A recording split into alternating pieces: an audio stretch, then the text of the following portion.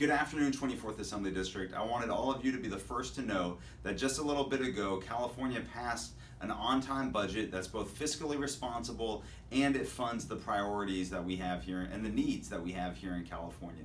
First off, we're adding billions of dollars to our budget reserves so that by the end of next year we'll have over $17 billion in reserves that we can use the next time we have an economic downturn and our revenue drops precipitously, because we know that we're long overdue for an economic downturn in California, and we don't want to have to cut those critically needed social safety net programs when we do have a dip in the economy. But we're also increasing funding for desperately needed programs, including homelessness, with $500 million in additional homelessness funding that's going to go back to our cities and our counties for emergency homeless needs that we have in our communities.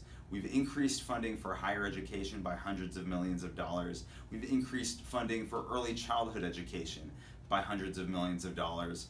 We've also increased funding for a couple of things that I'm working on. One is an additional $90 million for census communication and outreach.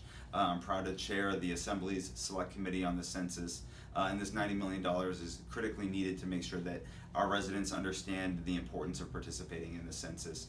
We also provided $1.7 million for online suicide prevention training for our students in our schools, our 7 through 12 schools throughout California, so that our administrators, our teachers, and our students get access to suicide prevention training that's desperately needed so that they can identify the caution signs for their peers or for their students who might be going through tough times.